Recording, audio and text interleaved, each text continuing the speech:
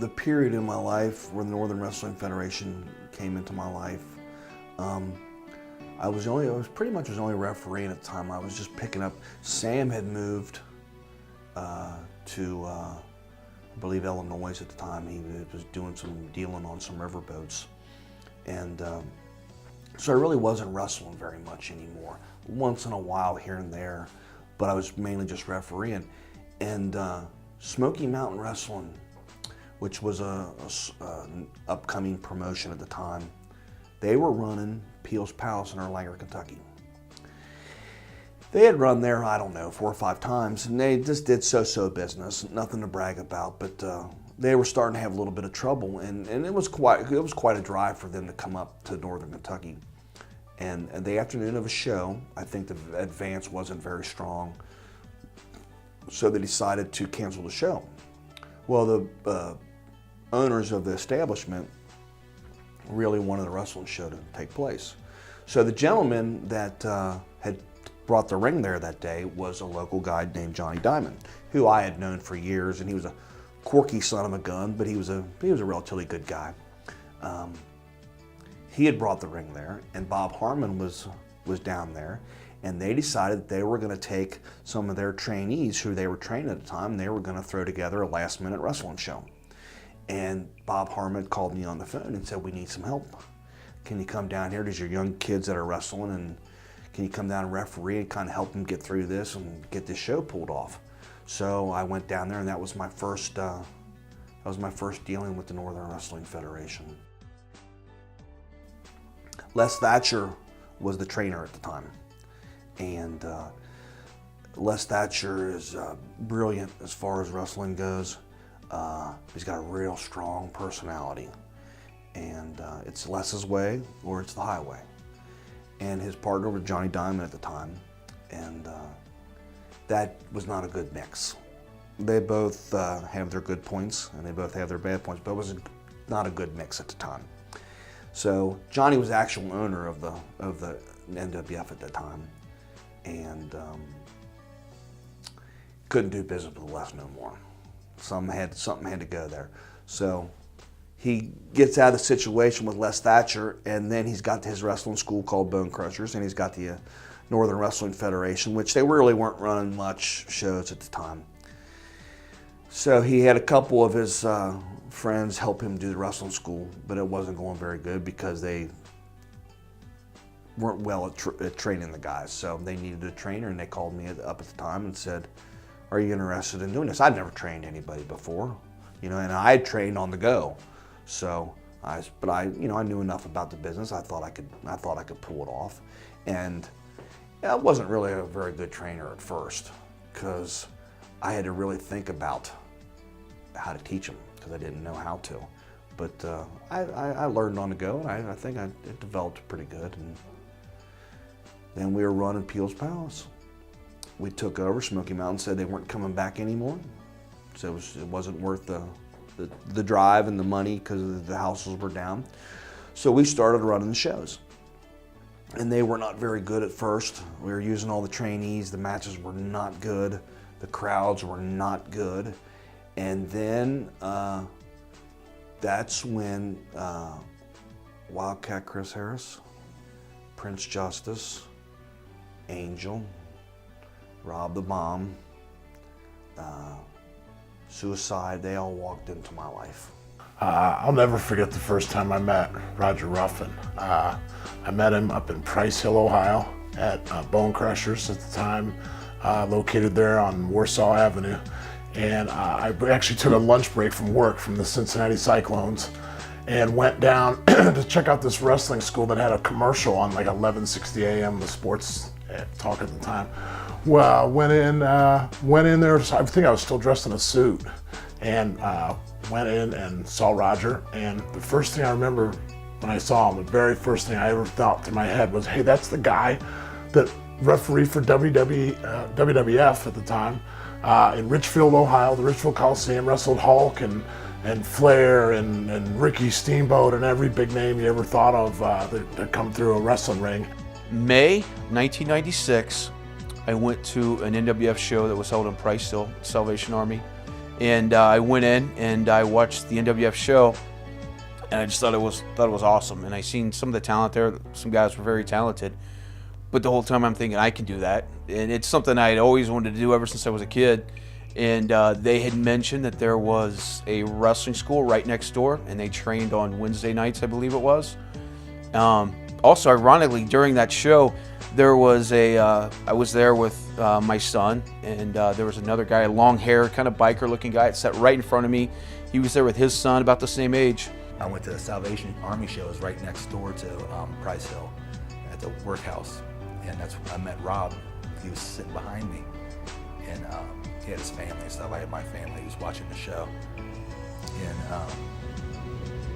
showed up the next day for training. And we talked, and you know, I'll never forget it. You know, I went back to work, and I was never the same after it. I couldn't wait to get up there and train, and get trained by Roger. And I think we were training like Tuesdays and Saturdays at the time, and they were intense training sessions, man, 3 hours long, you know, and Roger whooped our asses really good, man. Well, I bumped a couple times in the ring. I thought that I'd been in a car wreck, and then they were trying to teach me how to run some ropes, and ran the ropes. It was one of the most difficult things that I did. He was like, get in a ring and run. This showed us how to run the ropes and stuff, what he wanted. Had us run the ropes just constantly, so we were throwing up. So after that, I was like, oh, here he comes again. What did I get myself into? This guy is, you know, he's serious about professional wrestling. They were young guys, but they were popular in that area on a personal level. And they said, we're gonna help you get this going. And we did, and it caught fire, and wrestling was popular at the time, so I mean, that was the main part of it. But it caught fire, and it really lit that place up.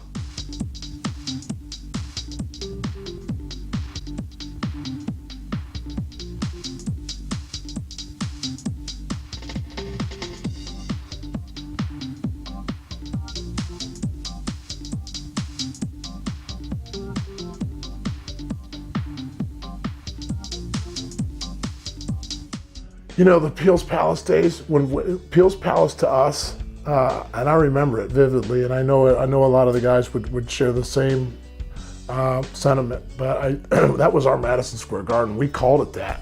You know, it was everything to us. We couldn't wait for it.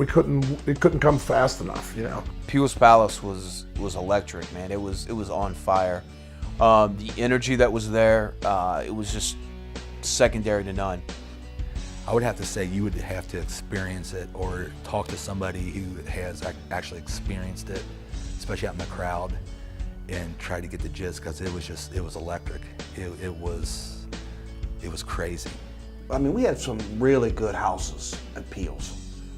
The first year or so we didn't, but once we got, you know, our trainees started becoming a lot better wrestlers and stuff, we had some really good houses there. That was the show, and we always said Peel's was our pay-per-view. That was our 1 month show that we put it all on the line, and all month we were thinking, what kind of moves can I do, or what kind of crazy stuff can I pull off? The fans that we drew from Northern Kentucky at that time, you know, they were great fans, man. They came every month.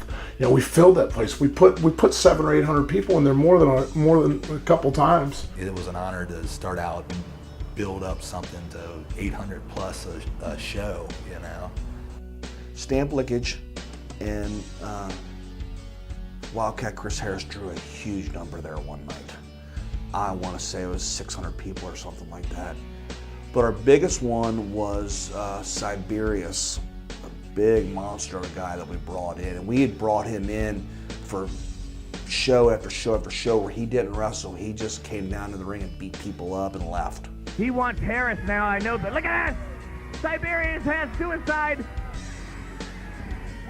And a big choke slam! Siberius has choke slammed suicide for costing that match and hit him in the head with the belt. And now, it's a melee. It is a melee. And we really milked that out. And then finally, Chris Harris had been coerced into having a match with him. And it was the first time the fans thought that Chris Harris was scared. and they were scared for him. But they turned out in droves. I think it was just shy of 800 people in a building that probably should only put about 500 or 600 in. We probably had about 200 or 300 more people in that building than should have been in that building. But I think the guy, McFadden, who was managing the building at the time, said that the fire department had showed up for a brief period of time and they left with a couple extra dollars in their pocket and everything was okay. As far as memorable matches at Peel's Palace, you got to put the hospital match in there. Prince Justice, Wildcat Chris Harris, it really put both of them on the map. They really stepped up to become main eventers. I mean, maybe they already were, but it was like, wow, these guys are really good. I think it was eye-opening to myself and everybody involved. We had a hospital match. Prince Justice and Wildcat Chris Harris in a hospital match. They had been battling forever, going toe-to-toe forever.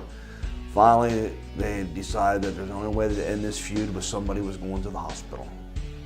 So I dug down my pocket and I rented an ambulance. It parked right out front of the building with its lights on, and the loser had to get put onto the stretcher all the way out the front door, all the way in the ambulance, and out the parking lot.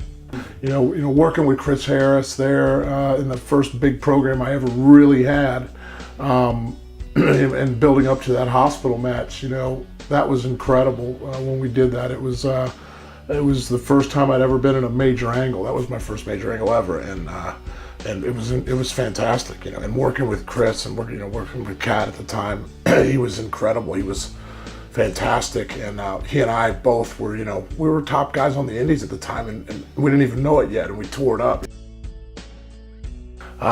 That whole story, the whole thing leading up to the hospital match with Cat was just incredible. We actually had a real ambulance. I don't know if you heard that story. We had a real ambulance there.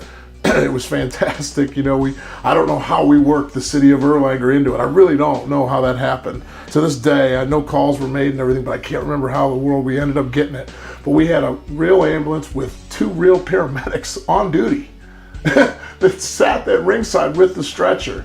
And they sat at ringside, and these guys were marking out, man, big time. It was incredible.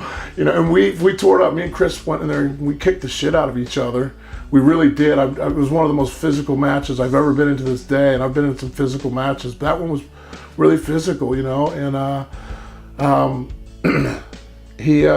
think he gave me a pile driver for the finish, and I've never taken one to this day after it because I thought I was dead on it. I thought it broke my neck, But yeah, I remember riding out in that ambulance, you know, and I'm like, I'm in an ambulance, you know, and you know, they took me to the Erlanger Fire Department, and they had to look at me before they could release me.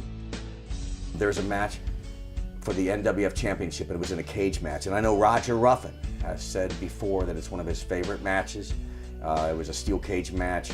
It had Stamp Lickage, Rob the Bomb Williams, and Prince Justice. And it was just phenomenal.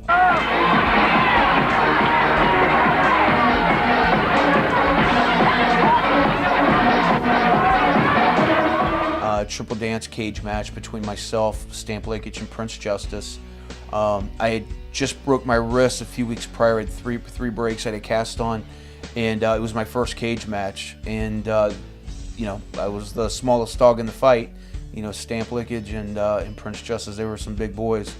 And that I really elevated my game. Another one I remember very, very strongly was a triple threat cage match with Prince Justice, Rob the Bomb, and Stamp Lickage. That was probably the most emotional match ever at Peel's Palace.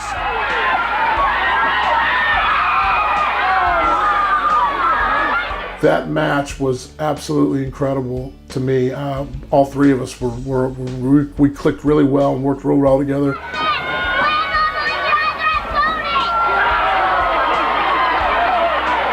The match was incredible. I just remember the finish, just having the building stewing. Literally, the people were boiling.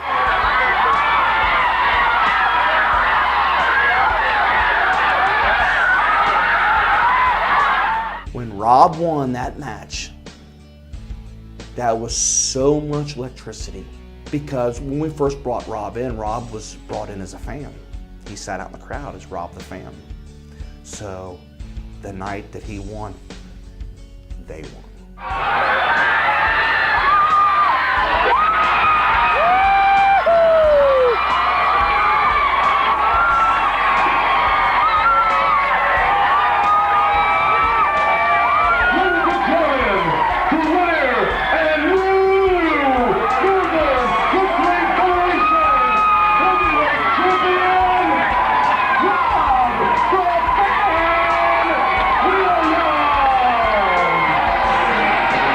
Winning that first championship meant a lot to me, and it also meant a lot to me that you know, it was my time to be the face of the company and my time to represent the company, and it was special to me that the belt was on me and that it meant a lot personally, not to be you know, kind of a mark in that sense, but to know that I had became, you know, the top guy at that time, and I had the strap, and that's what I was gonna be the front runner and kind of be the top guy for a while. So that was really exciting to me. I know some of the other guys always love to bring up the story of Dirty Chris Hayes and Angel wrestling in the pitch dark for 30 minutes. A car had hit a light pole out front, and the electric was off for like 30 minutes. And we were flashing flashlights and everything at the ring. The night the light went out at Peel's Palace, the transformer blew out. And me and Dirty Chris Hayes, we were supposed to work that night together. And 5 minutes, it was like 7:55, the transformer blew, all the lights went out. A guy wrecked into a transformer out back at Peel's Palace. It was sold out in the building like it always was at month after month. The lights were completely out in the building. Roger Ruffen running around frantic about, you know, we're going to lose the building, we're going to lose the people. And he sent me out into the dark of night and didn't know what was going to happen, didn't have a microphone, didn't have electricity. And I tried to shout over top of the people. I see Dirty Chris Hayes get in the ring. And he was like, and you know how he talks, he's really good. He got everybody to listen. After they stopped booing, he called me out. And I was like, you know, what am I doing? The lights are off, what's going on? The referee came out just to hold me back and told me, he's like, hey, y'all gonna start your match right now. You know, get in there, mix it up, give the crowd something to keep them because they're getting restless. And I was like, looking around, like everybody's still drinking beers so, and drinking, you know, Jack and Coke and stuff. So I think they're all right, they're happy. The chant went out, go home Hayes. It was in the dark, people were lighting lighters. We sold glow sticks at the building. The glow sticks went up and Peel's Palace actually lit up. And by that time I started seeing flashlights come up. Security got flashlights and stuff like that. Some of the boys came out in hoods and had flashlights around the ring. So I'm like, all right, that's enough light to work. So I got in there, we just went. And we wrestled for 45 minutes. And I never forget, everybody was around the ring with flashlights. I guess they ran out to the car and everybody had flashlights, working by flashlight. And I remember one point I looked out into the crowd, you see people holding up lighters. And that was so cool, man. It was like, you're just a sea of flames, you know, because there's so many people there. We beat each other to death. We were supposed to wrestle in a street fight match that night, but it was a lights out street fight match, and that's one of the most memorable things that I can remember that ever happened at Peel's Palace. Peel's Palace was nerve-wracking. Coming into that atmosphere where it was sold out every month, 500 people, standing room only, to see the best in professional wrestling, and that's exactly what they got. I remember Taxi, my friend and I came over and watched the show. All we'd ever heard from Les Thatcher in the HWA was how much the NWF was no good, and Roger Ruffen didn't know what he was doing, and he was a good referee, but he didn't know anything else about wrestling, and so we didn't know what to expect when we came in. We walked into that building, and there were 500 people in that crowd, in this smoky dump of a building, and the ring was right there underneath those lights, and Taxi and I looked at each other and said, this is awesome. I remember being out behind in the back of Peel's Palace, and I know my dad was always kind of famous for he would dress up and he'd have a little notepad sticking out the back of his pants, and I remember being outside leaning against like a car, and him just like pacing back and forth, and he's like, oh my gosh, there's 600 people out there. What am I gonna do? I don't know what to do. There's 600 people. What happens if, you know, what if something goes wrong? Back when we were running Peel's, I had I don't want to say a temper, but I was, maybe some people disagree with you on that. I didn't have a temper, but I was very into our shows. And if matches didn't go very well, there might be a few cuss words yelled in the back, or a garbage can or two kicked down the hallway in the back dressing room. But it was only because I cared. You'd take your bump and look over at him, and he'd be like, oh no, I'm not, I don't even want to go back. I want to go straight out the front aisle, right out the front, and just keep on walking, you know? Because you knew he was going to have your ass when you went back.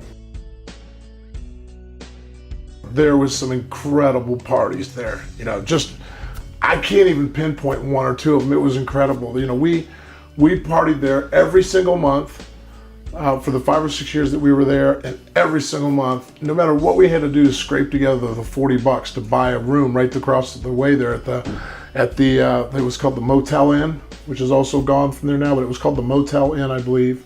And it was right across the parking lot. Remember that, because that'll play into a story I'll tell you later. But yeah, you know, I'd save up $40. I couldn't even afford it at the time. None of us really could. And we'd bunk up. You know, me and Kat would get a room, or me and Angel get a room, me and Sue would get a room, and we'd bunk up, man, and fill the tub with beer, and you know, just get smashed after the shows. You know, we never went out looking for a fight at all. We never went out looking for trouble. We were a brotherhood. Matter of fact, one time at People's Palace, it was after show, so all the boys were hanging out there, and I mean, everybody was there. And Dozer and I had just gone outside, and we were starting to come back in, and I seen this wrestler from another promotion. Don't know why he was there, don't know if he just come looking for trouble, I'm not sure what the deal was. But this wrestler goes right up to Prince Justice at the bar, and he gets in Justice's face, and Justice stands up like, what's your deal? Tried to settle things down, and then ended up getting sucker punched. And I'll tell you something, I almost felt like a mafia kingpin, honestly, because literally, like, before I could react, like within a matter of less than 5 seconds, maybe 10 at the most, Angel had fucking launched himself into him and basically taken his head off halfway across the bar, and they ended up on top of a pool table. Actually, I believe I broke his cheekbone in his nose, and dislocated his eye from his eye socket, and was trying to shove his head into the corner pocket of the pool table and stuff. But Justice never spilled his drink. He had 2 drinks, and the dude just walked up to him, and wham! He just like didn't spill nothing. Went to go turn around and set him on the bar. By that time, I had the dude taken out. Yeah, we watched each other. I mean, we all had a job. When we were all together, it was me, Kat, Justice, Rob, and Suicide. It was us 5, and we all had each other's back. We were true brothers. I can remember Dozer. Grabbing one guy with his arm and pulling him in and almost choking him out without ever losing his beer, man. He had his beer in his hand the whole time, never even put it down. He was drinking his beer while he was choking this guy out. I watched that happen. Yeah, I could. Sometimes people thought, you know, if I can take on one of these guys or a couple of these guys, you know, to show everybody what a badass I am, but they always ended up on the losing side of that fight for sure. So those are some really fond after hours memories that I have of some people just getting their ass whipped. When I like to refer back to Peels, I talk about all the great wrestlers that we had in there. You know, Jimmy Valiant came in there for us, and Chris Harris was so hot at the time. And Prince Justice was just off the chart. But not only where we had these great characters there and these great wrestlers there, Peels Palace in itself was a character. It was like kind of one of them things where if you've never been there before and you walk into the place, it's kind of like, oh, should I sit down? Am I gonna get some kind of disease if I sit down? Am I gonna fall through this chair if I sit down here? It was not a really nice place as far as upkeep on it. But it was our place, so it didn't matter. I can remember it raining and raining at that place, and you'd walk in the carpet, you could hear squish, squish, squish, squish. That's how bad the building leaked. You'd walk down the back hallway, and literally you'd be hit with drops of rain, with electric lines running down through there. It was not a safe place to be. You know, from the outside, from a fan's perspective, it was a great venue to work in. From the back, it was a shithole. You know, in the wintertime, we didn't have heat back there. A lot of people, you know, didn't realize that, but we didn't have heat. And I remember having my winter coat on and trying to get warmed up and trying to stretch out before the match.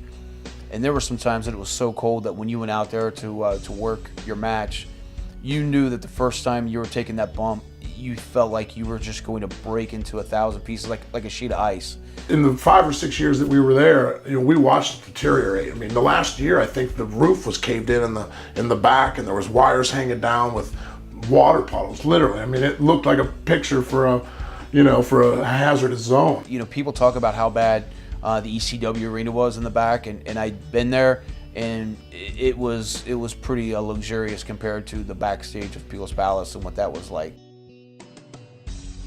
The atmosphere at Peel's Palace was electric, and again, it's something I don't think I appreciated as much as maybe I could have now that it's gone. To think back at those days and to watch the videos and the DVDs and stuff, it's like, wow, it was magic, and it was wrestling, and it was people weren't smartened up about it as much, so there was a lot of more passion out of the crowd, and I think that's what's key about that, and what's different between now and then was the passion that the fans had, and boy, they hated the heels so much. And knowing that after it was over, you only had to take, 20 steps and you're in the Peel's Palace bar afterwards was pretty cool too. I kind of had gotten the idea that something wasn't going good there. We were really the only event that they had there that did good business. They had a few little weddings there and a few little functions that going on, but nothing of any substance.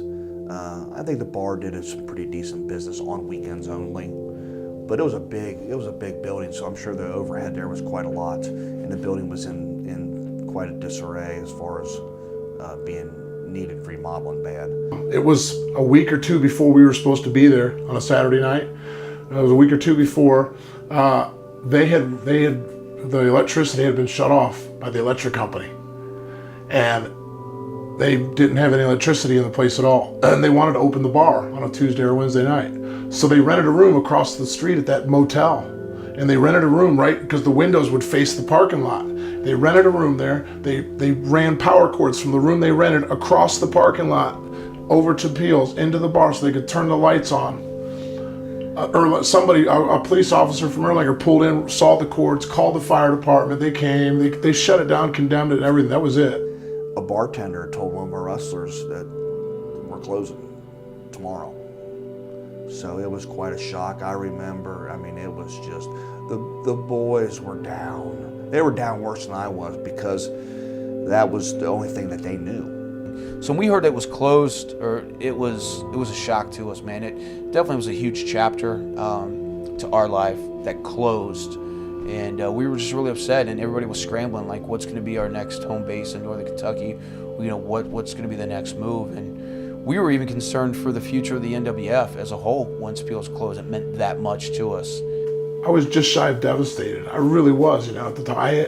I cut my teeth there. We were drawn there. It was definitely the backbone of the company. It took us a long time to recoup from that, just emotionally, and trying to find another establishment to run in, because we were known for Peel's Palace. It was a rocky time, but you learn to move on. So that was a very, very trying time for the NWF, and especially for Roger Ruffen, because that was his heart and soul. That's what he bled, was NWF.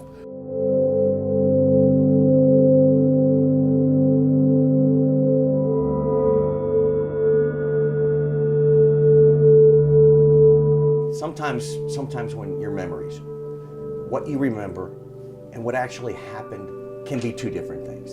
A lot of times you'll look back and you'll see clips or videos of something that you thought was a lot better than it actually was. When I bust out the videos, DVDs of Peel's Palace, it was better than I remembered.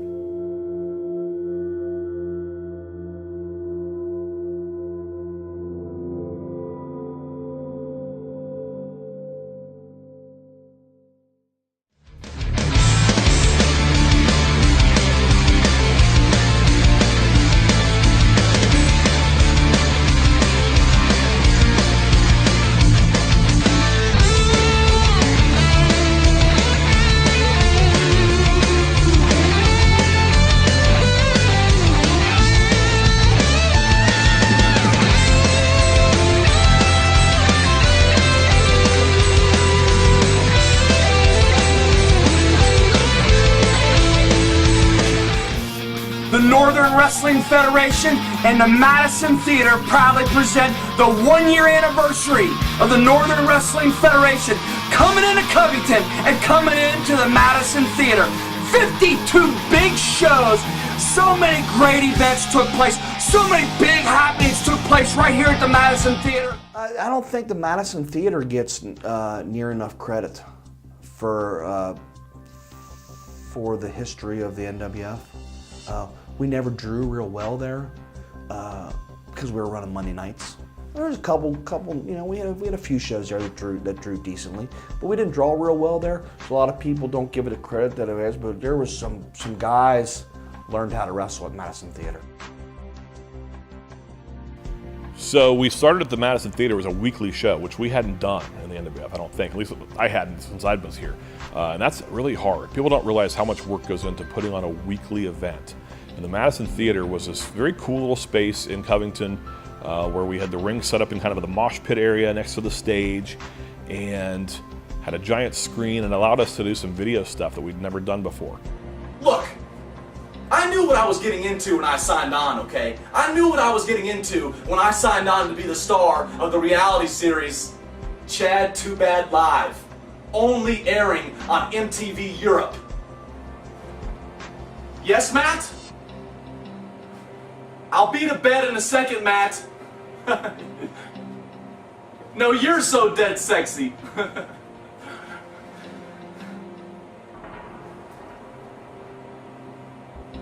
What does that red light mean?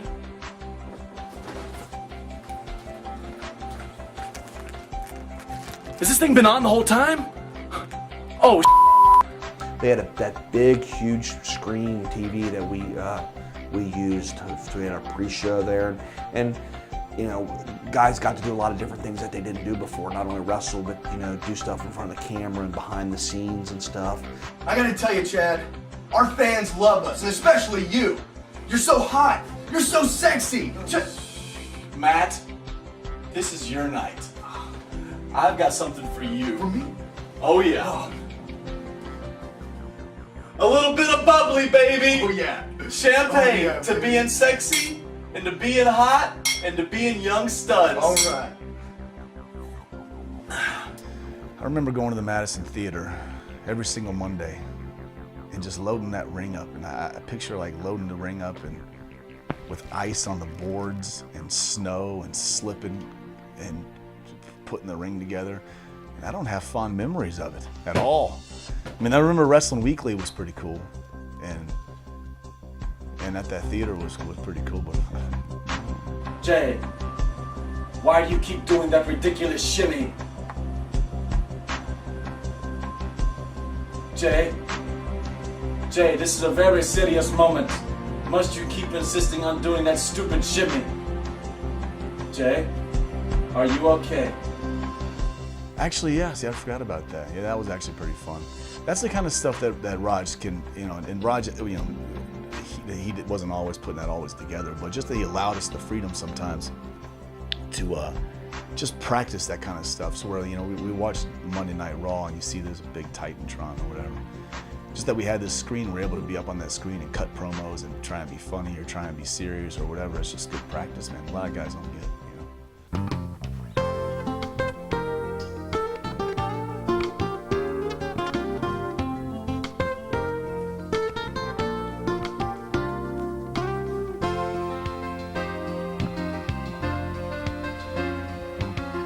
This is a story of two single sexy champions who signed footlocker deals, baby, bought their own sexy palace, live together, work together, have their lives taped, and dominate the competition.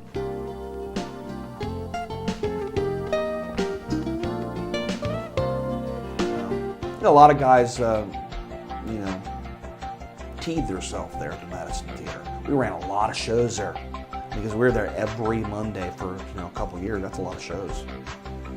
Some of my favorite work that I was part of was kind of organizing and editing and putting together some of the Ash Parker, Jay Donaldson stuff that we did there. What a cute dog, Jay. What a cute dog. You'll be able to spend a whole lot of time with that dog when you're lying up in bed. I'll never forget when Jay's dog was kidnapped, and Ash Parker brings the dog into the building, and Jay's family didn't know that was going to happen, and that was, I think, a problem for him when he got home. But and there was a time when Ash Parker was stalking Jay's mom, and the fans called 911 and went out with her into the van and threw open the doors to check to make sure he wasn't in there. We just were able to create a lot of different types of things there that we hadn't done before because of the video. Wait a minute, Jay Donaldson out early. Big senton off the stage onto the floor. Jay Donaldson's on fire. The night I was watching from behind the curtain, you hear Roger just scream out, "You better catch me, you sons of bitches." And he jumps. And Roger is not this kind of guy to do these high-flying acrobatic moves, but he jumps, springs from inside the ring to the floor, and it turned out to be really good, but it could have turned out to be really bad. Jay Donaldson thinking that he could cut a shooting star in between this ring and this wall that was up maybe 3 feet from the ring, and he thought he could fit his body between it, and he couldn't. He came down and broke his wrist. Pretty gross, too. And I remember Ryan and Chad going, "Bro, you can't do this. It's not possible." So in my mind, it's like, man, they're just jealous. Man, I'm gonna show these fools. And it didn't work out well. Holy shit! Holy shit! I still blame it on a fan that wouldn't move out of my way because it messed up my run. I had this great run and it messed up my rhythm. And I remember getting up on that rail going, I'm not gonna be able to do this. One, I can't do a shooting star to begin with. And me doing it off a rail probably wasn't the best idea ever. And I remember landing on the floor, and I remember being so embarrassed. And the only thing that was going through my mind was, I bet Ryan and Chad are laughing their butts off at me right now. There's rumors of me crying in the locker room after me breaking my arm. I don't know why you gotta bring that up. You think it's funny? I cried. Yeah, I cried. My wrist was broken and it was popped out of its socket. It was all deformed looking. You cried and you were asking where your mom was. I didn't ask for. Get my mom, please. I didn't ask for my mom. Okay. I went on the other side of the locker. No one even saw me cry except for Ryan and Cindy. Of course, it had to be Ryan, but I was like, Ryan was the one broadcasting it to everybody that I was crying. But I told you couldn't cry in the locker room. Okay, you can cry in the locker room when you got a broken arm and your wrist is popped out of its socket. I didn't even cry that bad. You know what? I don't like this anymore. I don't want to talk about it anymore. And that was a huge, huge part of the kind of the rebirth of the NWF in that era when we had all those new guys coming in. You know, you had your guys like Tiny Tim and Angel and those guys on the older days, and then you went into this new era and new guys came in like Jay Donaldson and Chad Allegra and Dead Sexy Matt Parks and Ryan Stone, the Young Lions. And the Young Lions was me and Ryan Stone and Jay Donaldson and Dead Sexy Matt Parks. And Raj put us together as a babyface unit of 4, which I, at the time, was, 22 years old, cocky. I didn't want to be with any of them. I mean, I liked Jay personally. I didn't know Ryan. Couldn't stand Dead Sexy. So I didn't even want to do it. We had just lost. I mean, Rob left. I mean, all the old guys were gone. Cat was gone. Justice was gone. I said Rob was gone. Angel was gone. And there was all this change was going on in the NWF. Like, Rob the Bomb had gone on, and Angel was gone, and Justice was gone, and Wildcat was gone. So there was new blood that needed to come in and kind of take over. And Beach was gone, or he was getting ready to get gone. The movement was in motion to get him gone. I mean, everybody was gone, so we had to start up something. And Roger, he picked us 4 to do it. It was our moment, like being saying that we're the guys that the company was putting the weight on at the time. So it felt it felt really good for that moment. I remember guys in the older guys did not like it at all, and me now, if I was in their shoes, I probably wouldn't have liked it too much either. Then as we started going, as we got in there, and just the fans liked us, and they were cheering us, and I realized that these guys were all good wrestlers, you know. And then I ultimately grew to be good friends with him. It was, it ended up being a lot of fun. We were really starting something that was going to be really, really cool, and starting something that was going to be a friendship in the ring and out of the ring for years to come. And I don't think we really knew what was going on at the time and what we were doing and the foundation we were setting for guys to follow us. The Young Lions back then, when we started that, it was I think something the NWF needed at the time. And the 4 guys he picked, you know, we rolled with it, and we made something really special out of it, and it's always going to be remembered. The Young Lions is always going to be remembered.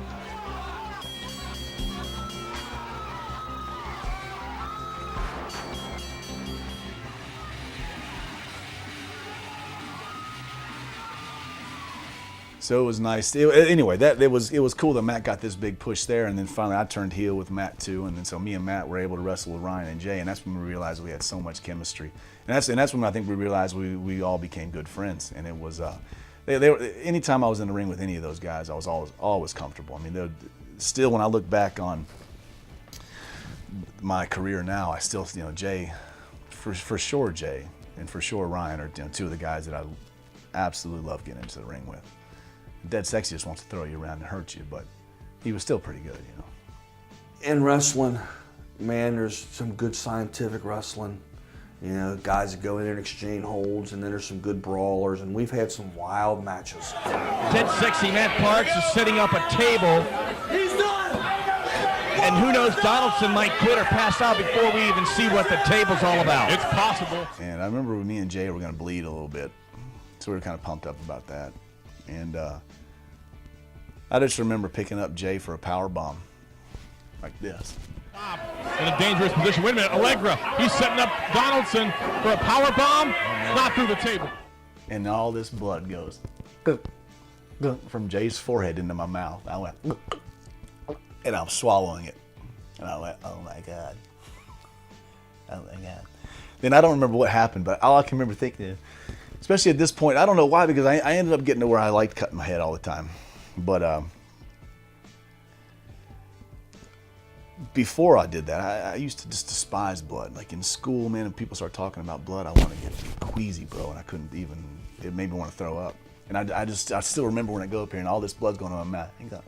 I remember just, and I honestly forget, like, the end of the match. I don't remember what happened, because I remember thinking, blood just went into my body, and what in the, what, bro? Like, I don't even know this guy, you know? I barely know him.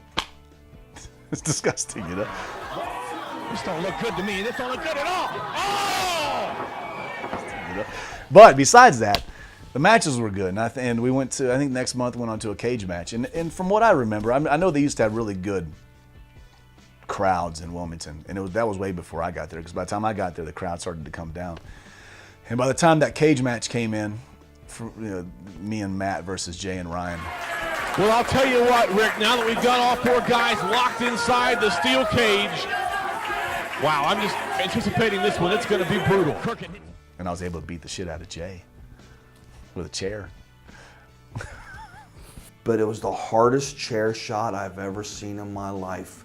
Chad Allegra reared back and hit Jay Donaldson so hard with this chair, it literally almost knocked his head off. I remember getting all excited for it. I remember looking at Chad, and I just told him to, you know, swing it. And you don't tempt Chad Allegra to swing a chair. And I remember getting hit, and I remember just the lights doing that whole dark, and it popped bright again. In this cage match, Allegra got the chair again. Oh no, please. Oh my gosh!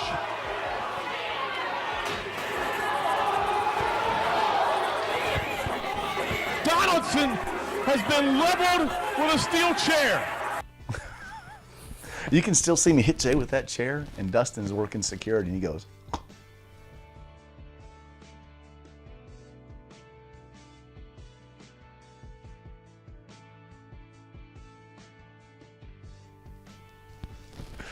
those Wilmington kids are hitting each other in the front row. Sam and Roger are down here in the cage looking at each other going, Sam just wants to kill me because I just killed the chair shot, and he was right. He was right. And I remember laying there going, where am I?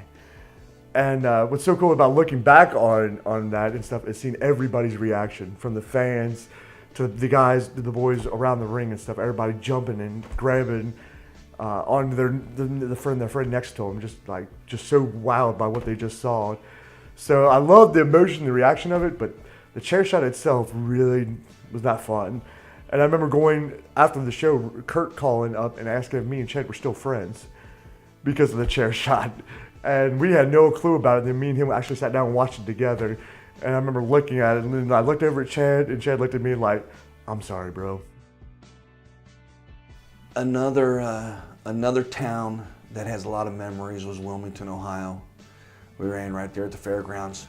And another one, I mean, people forget how often we were there. We were there for years, once a month for years and years. So there was a lot of history there in Wilmington. We had some big title changes there in Wilmington. Remember the first time that we ran there, first show we ever had in Wilmington, we had 17 people.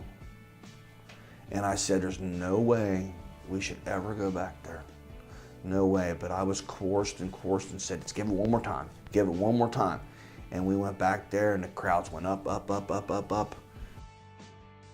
Wilmington was big. When I first came in, my first Wilmington show, I was a fan. I was watching Brian Beach and Psycho Sam in a cage match. And the crowd was packed. It was just a jam-packed building, and it was a really intense night. And we did some really good stuff in Wilmington, and then those crowds kind of fizzled out. I think the economy up there really kind of went south when they lost the DHL plant, and so those folks couldn't afford to come out. But those fans are still some of the most passionate that we've ever had. Wilmington could be a trying place at times, but I will have to give it its credit. The Clinton County Fair was always awesome. Sometimes, that would make a year's worth of subpar crowds worth it to come in there for that county fair. When we're at the Clinton County Fair, we come here every year. We're excited. Boy, it's going to be a big part of NWF action. This is great, Rick. We're live at the Clinton County Fair, baby. I'm looking good tonight. Somebody really sounds like they're having fun back. But it's a great time here tonight. Rick, Chad, I did it. Come on, man. It's so much fun. Come on. Come on.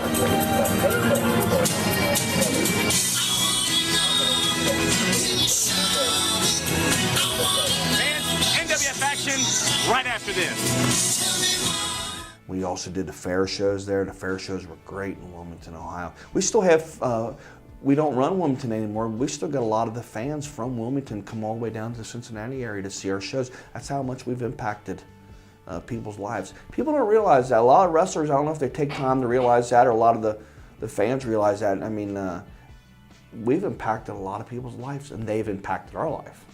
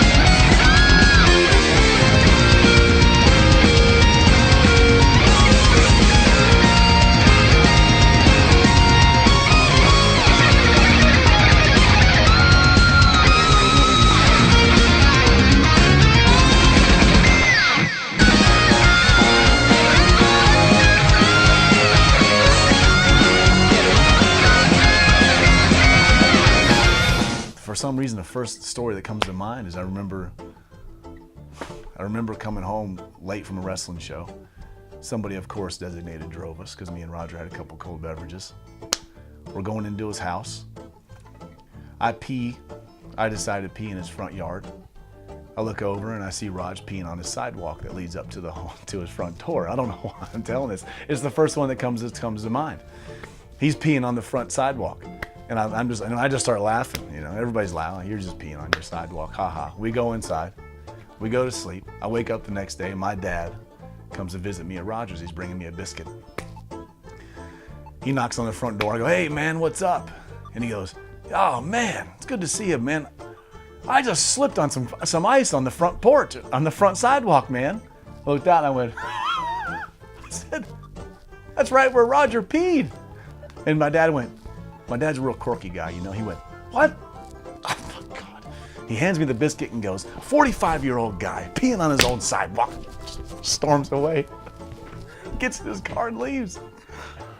Roger's probably favorite rib going all the way back was he used to always put his hands out like this and ask me if I trust him. And I'd say, Roger, I trust you. And I'd put my hands up just like this, and Roger would go like that and just drop it. And I'd be like, Roger, what the heck's that supposed to mean? Well, one of the ones I'm most proud of, and this falls under the whole rib thing, is I was hanging out at Roger's house. He wasn't home from work yet, and I got a hold of his address. So I decided I was going to write that address down and call every 800 number I could find that offered free information for things. And I ended up getting him things in the mail from everything from tourist information to each state in the country. By the way, each state does have an 800 number like that. To information about mail order brides, vacation property. I just got an insane amount of junk mail.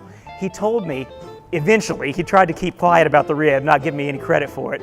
He told me that one day he went to his mailbox and he had to squeeze the mail to get it out of the box. There was so much there. And then the next day there was nothing. So he assumed everything was done. And then his neighbor comes by with a garbage bag full of mail and says, here, mailman left this for you because it wouldn't fit in your box. It really bothered him. I was very proud of myself. We were out, me and Roger were hanging out flyers one night, and we were done, and we were driving back to his house, and I had to use the bathroom facilities really bad, and really bad, you know, and I didn't have to pee. So I'm driving, and he's in the passenger seat, and I get back to his house, and I'm like, man, I gotta go bad, and I put the car in park and shut it off, and I get out of the car and run around to the front door, and he gets the car and runs around, and when we meet at the front, he just bends over and just gut punches me in the gut as hard as he can, and I absolutely just go to my knees and lose it and shit my pants. There was one night, me and Roger were hanging out, and you know, we'd sleep in his giant bed together. You know, it's normal. Like, you're not fucking another dude. You're just getting drunk and passing out. Dustin, he got all drunk, like Dustin normally does. And he apparently peed in Roger Ruffin's bed. And I wake up and I'm all wet. And apparently I was so drunk, I had pissed myself in Roger's bed. So to get him back, we were at Bone Crushers, and I'm pretty sure this was Roger Ruffin's idea to piss in Dustin's bag. I went out for a match and came back and my bag was wet. Roger and Ryan Stone had pissed in my bag. You know, Roger pissed in it, I pissed in it, and then Dr. Melvin Winkleman pissed in it, and it let out this odor. This unreal odor. I don't know what the guy was on at the time, but it was the worst smell ever. I felt, after he pissed in his bag, I felt really bad for Dustin because he was gonna have to get new gear. There was no saving anything that was in that bag. So there was a time when Dustin was in the shower. He was taking a shower at my house. Were we getting ready to go out somewhere? We were getting ready to go to Metropolis. And we took this cold water. We said, we're gonna go, me and Creeker said, we're gonna go, or me and you said, we're gonna go dump this cold water on Dustin. He's gonna be in a shower and it's gonna be so funny, you know? And it's just cold water. It's all it was cold water from the sink. We take the cold water, we run in, we're giggling like kids, we throw the cold water. Dustin goes, ah! Oh man! And we're laughing, we're high-fiving, all of a sudden he goes, damn! Damn! You had to throw tuna water on me, man! And we're going, what? It wasn't tuna water. Like, what was he talking about? Oh, the candy corns that smell like maple syrup. Them shits were around forever. There was like an endless supply of them, and they would end up in a different person's bag every week. Withers would always put candy corn in people's bags, and that just seemed to drive people crazy for whatever reason. It wasn't doing anything bad. There was just candy corn in your bag.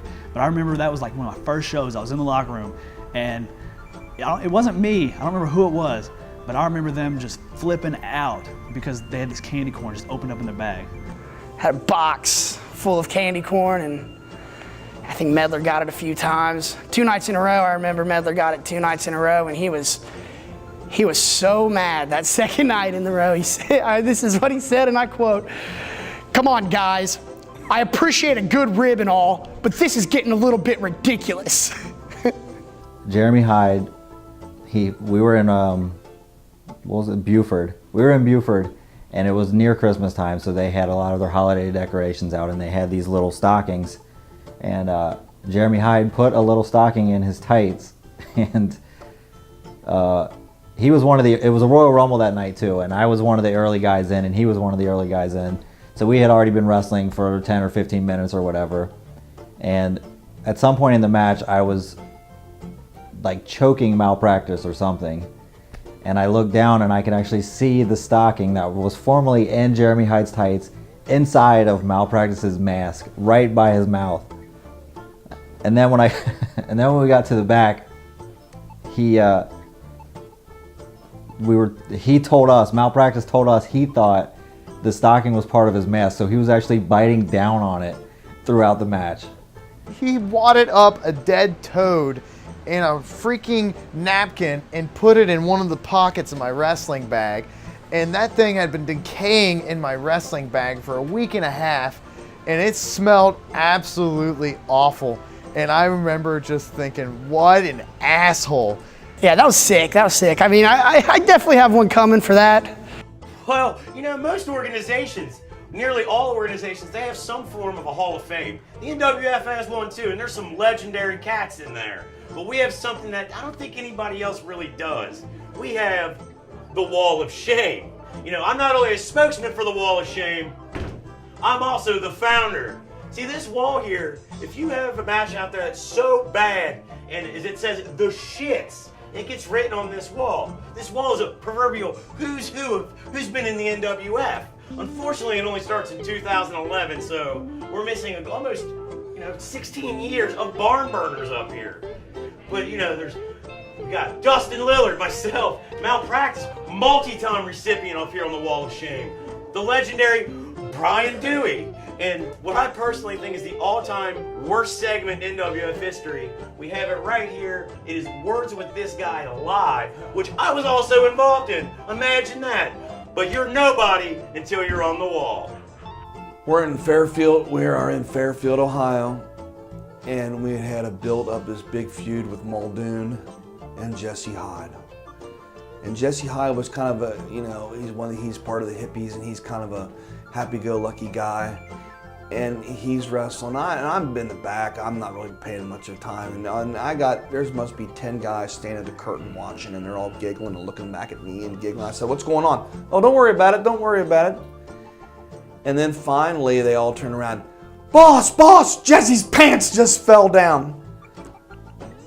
Now, you cannot appreciate this unless you watch the footage of this. Oh, man! Just take him off, man! You already embarrassed yourself. Look at this loser. He's embarrassing his product. Wow! Manu caught him. The people are making fun of him. He's not even with them anymore. They're laughing at him. Oh, the referee's been there. This is a joke. A big damn joke. His drawstring broke and right around his ankle. Thank God he had underpants on. Okay, some of the craziest things in the NWF. First off, you do have my changing personalities as I evolved through the years as just a jerk manager, the sort of the weasel phase. And eventually I became a professor of mad scientistry somehow. I'm not quite sure what classes I passed to get that degree, but I had one. It was even on my wall for a while. So I was in weird science. I became a goofy, nerdy guy. Hey, okay, everybody. Just these vast personality changes, which also my voice would change at the same time. Became a hardworking man with a gravelly voice. I just gotta get me a Wiedemann after putting in a hard day's work. Then I won the lottery and was inevitably corrupted by wealth, and that's, I guess, where I left my career off. But yeah, so I went through some vast changes, but that really pales in comparison to the insanity of Dr. Melvin Winkleman. I think that science experiment really went wrong. I think the potion turned him into a girl. You know, the thing was when Dwayne first showed up, he was weird. You know, he was awkward. He was shy. I mean, you look at him and you know this guy is no good. He has no athletic ability. He can't even talk to you without. I mean, we used to go through the drive-thru, and he would say, "Miss Sprite, number 5," and they'd go, "What?" Sprite, the number 5. You know, and we're all they can't hear him. You know, like this guy's like, come on, we got to have something ridiculous for him. I said, you need to be a doctor, man, like Dr. Melvin Socrates or something, you know. And so he starts cutting this ridiculous promo, and it was actually pretty good for what it was, you know. So I think Raj called him Dr. Melvin Socrates the very first time. And I remember asking him, what's your name? What's your real name? He's like, Dwayne Winkleman. I said, Winkleman? Fuck, that's better than Socrates. Your real name is worse than the gimmick name. He has Crazy Courtney as his manager. Well, she goes away and suddenly resurfaces in a somewhat more masculine form, wearing a blonde wig, and had maybe put on just a pound or two. And of course, Dr. Melvin falls madly in love with her, and they go to have a wedding. Do you, Melvin, understand and agree to this marriage? Yes. Do you, Courtney, understand and agree to this marriage? Yes. Dustin Lillard breaks it up, bodacious. Oh, Dustin! How can you do this to a man on his wedding day? He just cleared everybody! And all of a sudden, he's a bad guy because he wants to be with this cross-dressing manager. Dr. Melvin Winkleman's a good guy because he was just kind of crazy. We felt sorry for him. The amazing thing is that worked. The fans were completely behind Dr. Winkleman, and they thought that Dustin was a jerk, but that is just mind-boggling that actually came to fruition. And in knowing what Dr. Melvin Winkleman's doing these days, it is even more mind-boggling. I've probably been responsible for a lot of great things in the NWF, but probably my greatest achievement and my greatest thing I've brought to the NWF probably be the Shimmy. It was born on my very first show. It was the born of the Shimmy. Remember me and Chad being in a tag team main event.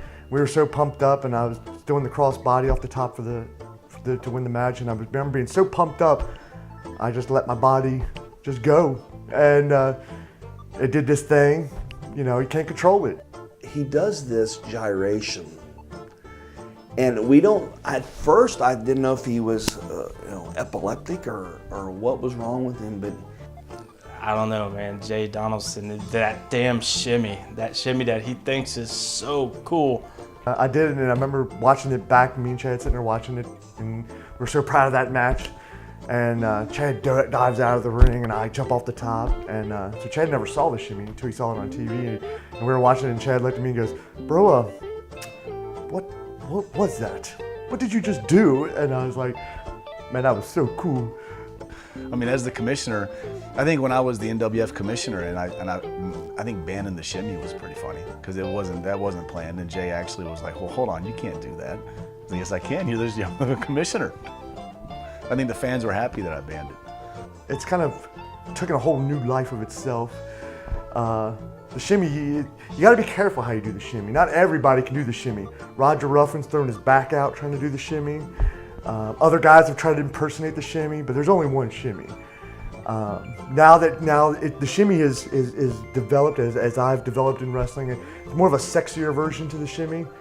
You know, you get low and then you gotta bring it back up. You know, it drives the women nuts. Let's just say that. I've heard many things about that's ridiculous and all this stuff and everything. I think that a lot of the boys as girls, they like the Shimmy. They like the Shimmy, but the Shimmy is definitely my thing. And when I go into the Hall of Fame of the NWF, there will be a whole nother wing just devoted to the Shimmy.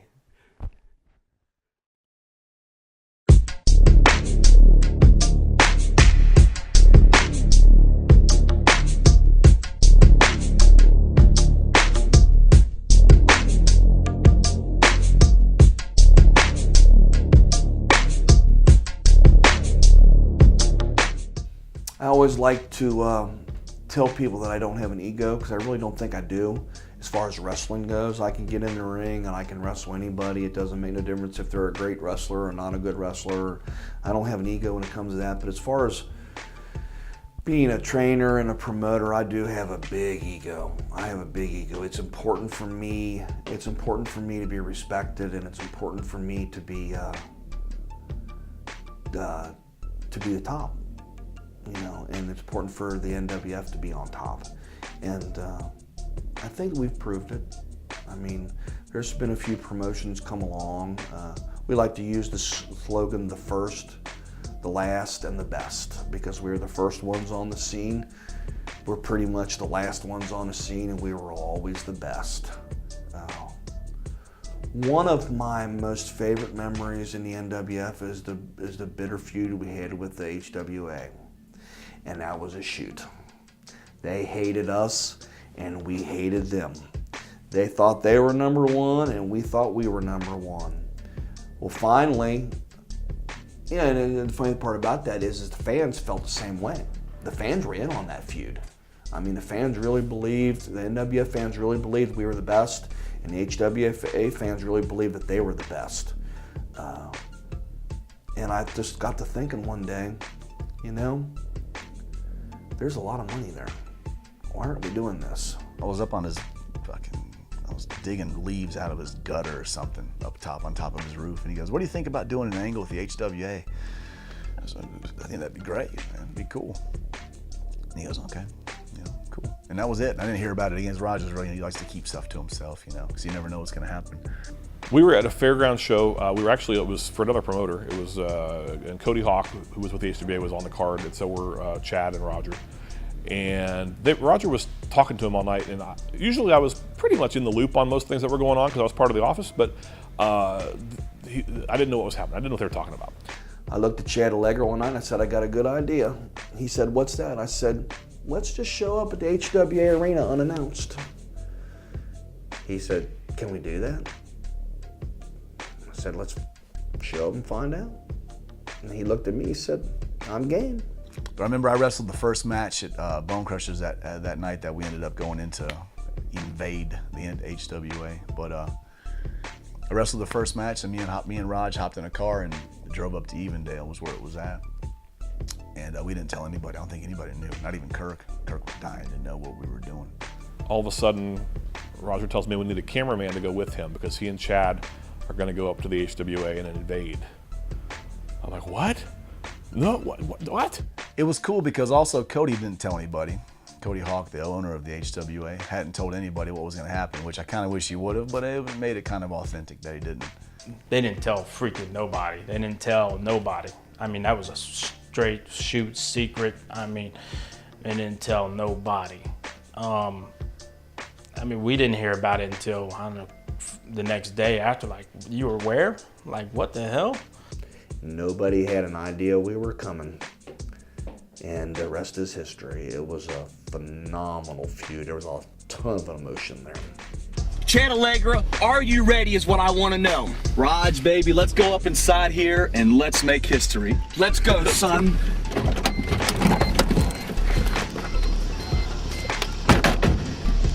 Come along with me because after tonight, the HWA will never know what hit them when the NWF has arrived. Never know, right baby. Here. We are live in Evendale. Got the people here. People are about to get them live, Raj. Tell them what you're going to do to them. Move aside, move aside, move aside! Ladies and gentlemen of the Northern Wrestling Federation! Baby! Live HWA Motown! The board! The NWF is here! Go back, sit down a second. The people are here!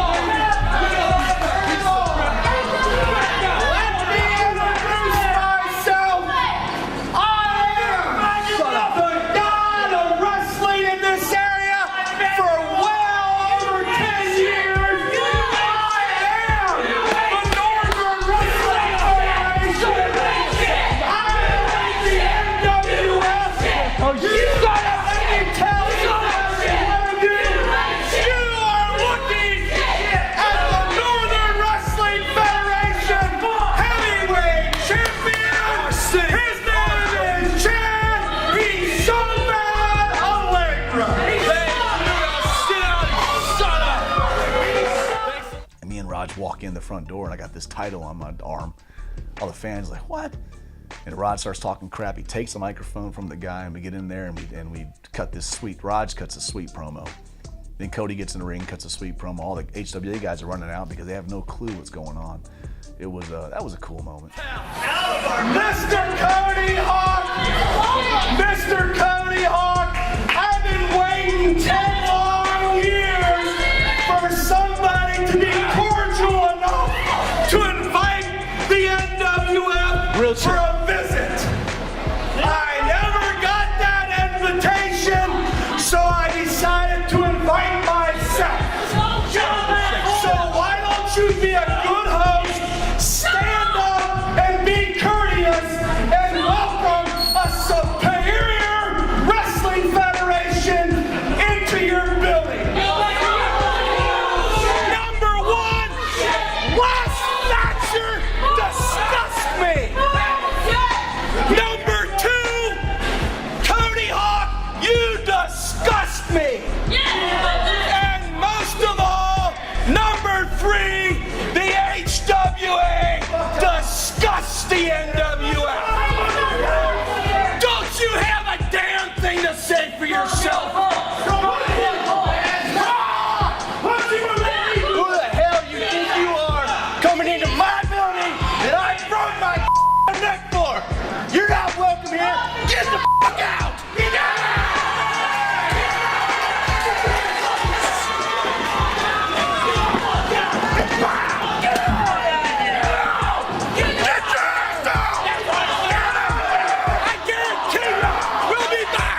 Soon after, the HWA sent representatives to Bone Crushers to rebut Roger Ruffin's arguments.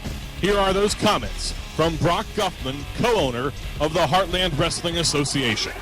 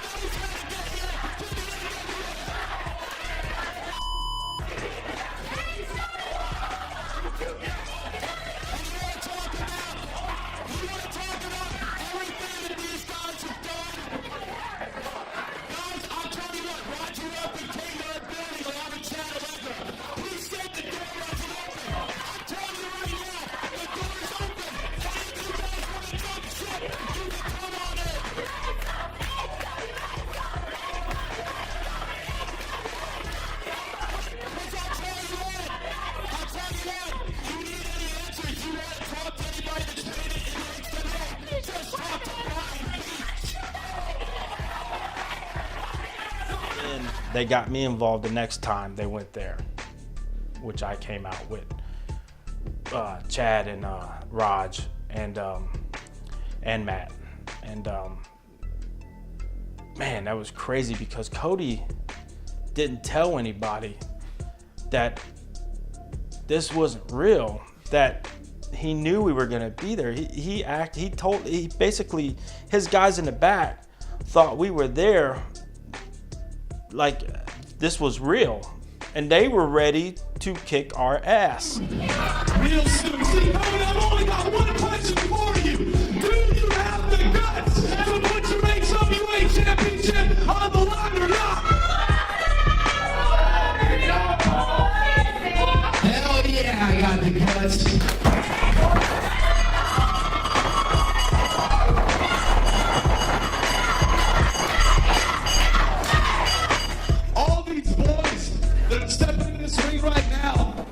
Every single one of these boys that are stepping in here have seen me at the worst. They've seen me at my best. And I swear to God, boys, when I step in that ring in Fairfield, October the 22nd against Cody Hawk, I swear to God, for each and every single one of you, for all these fans of the NWF, I swear to God, I will never let the Northern Wrestling Federation Deterioration now. I swear to God.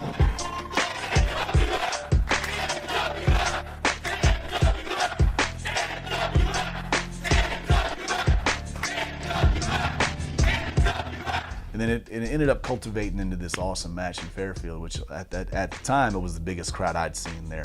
I know that they've done more since then, but it's just I still don't think that I've ever seen in a building, especially in independent wrestling, just the kind of heat that was for that match.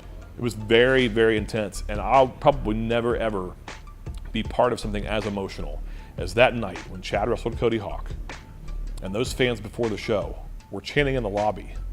HWA, NWF, they were chanting in the lobby before the doors were even open.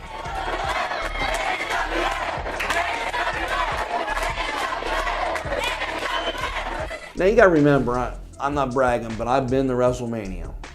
I've refereed in front of 60,000 people before, and I've wrestled in front of large crowds before. So I've felt electricity. I have felt it. And that night, in Fairfield at UAW Hall, I had never felt electricity that I felt that night.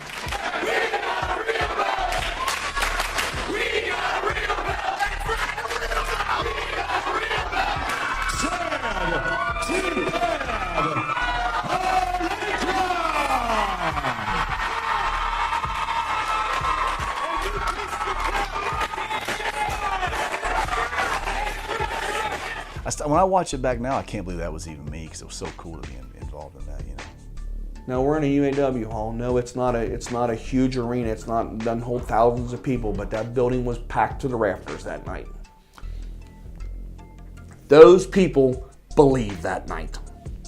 The people that were there to support the NWF, they wanted Chad to win. And the HWA crowd that showed up, they were there, and by God, their guy was going to win that night. And how we did not have a riot that night, and how it did not get totally out of control is beyond me. But those people believed that night. The atmosphere inside the UAW hall that night was undescribable. And all night long, the intensity and the emotion of that night. I got the privilege of being able to call that match with Slick Rick, and that's probably the best thing I've been a part of in the company. Maybe the best thing we've ever done.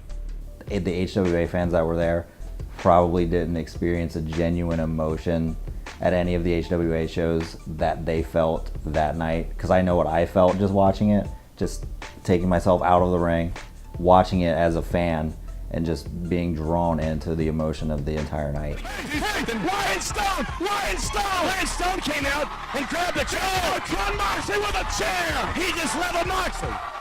It was just incredible. It was surreal. Surreal. That was awesome. Like, it was one of those things where you say, wrestling might be fake, but this shit right here, this is real. I remember sitting there ringside cheering and screaming and hollering, "Go Chad, go!" And I turn around, and I usually got to turn around and encourage the people, but that night it was kind of the opposite. They were encouraging me, "Yell, Roger, yell!" And the place was going crazy, and it was, I'll never forget that night. It was great. Chair. Oh! Home run! Look at the blood, Kurt. Both men have just slumped down to the mat. And Boomer's checking them. They're both down. Boomer's right on top of things there. He's called for the bell. He's called for the bell.